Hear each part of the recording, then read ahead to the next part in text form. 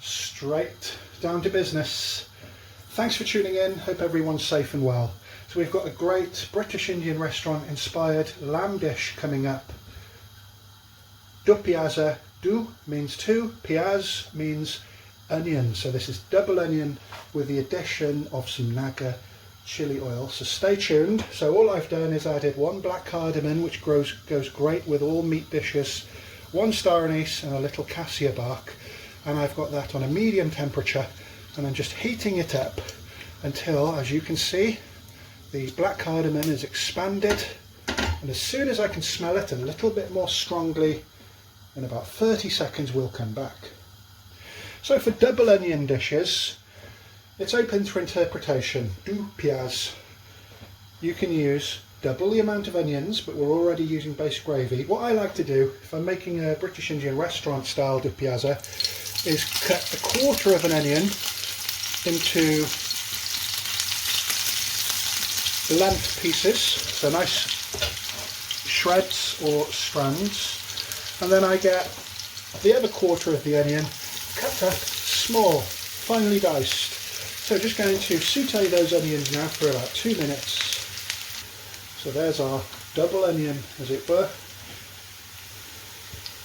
Next, I'm going to add a tablespoon and a bit of ginger and garlic paste. Just stir that in, that will help your onions caramelise as well. So some people say just to cook the garlic and the ginger until you can't smell that like intense raw aroma.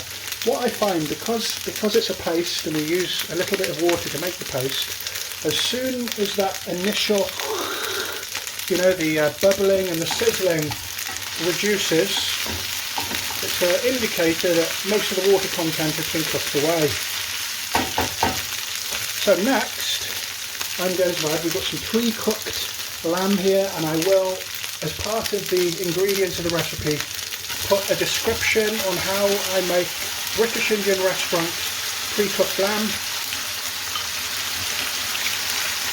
And what's interesting about this recipe for me, this serves 1 portion, and I've got another lamb recipe coming straight up, so remember to check for that.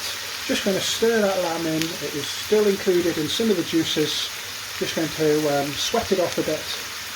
So only the best will do. I use this, hence the curry stains all over it. I'm going to add about a tablespoon of mixed powder. So check out the ingredients, pardon the splashing, all the best quality, and the advantage over that compared to any other mixed powder or any other person's recipe is that Taste of India's mixed powder is ground from whole, so you can't get better in terms of fragrance and pungency and quality. So I'm just going to reduce the water of the lamb, and it'll thicken up and cook the raw spices out of the mixed powder, and it looks pretty good already. So that's been simmering away for about 1.5 minutes. Just going to add a little tomato puree with some tikka masala and let that stir off and just cook away the acidity from the tomato. That's sizzling away nicely. Now we're going to put this rather interesting Naga Oil, very hot chili oil, and you don't need a lot of it.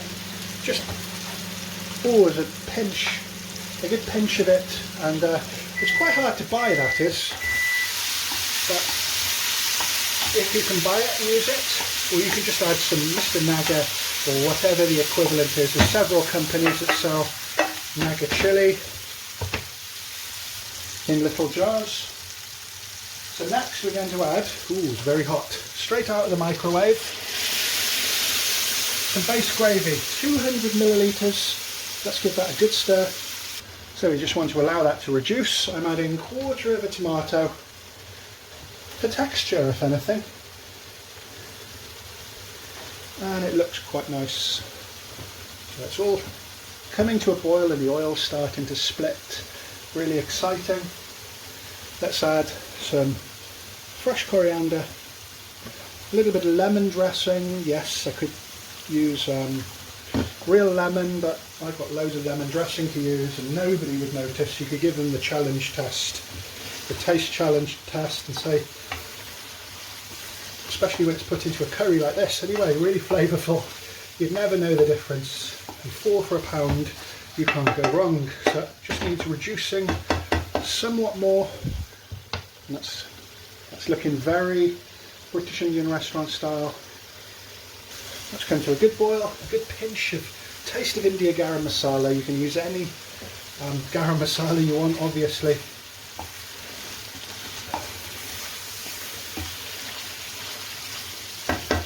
And that's going to just bubble away for another 30 seconds, and that is it. So it's all in the preparation. So exciting, isn't it? Cooking curries, just love it.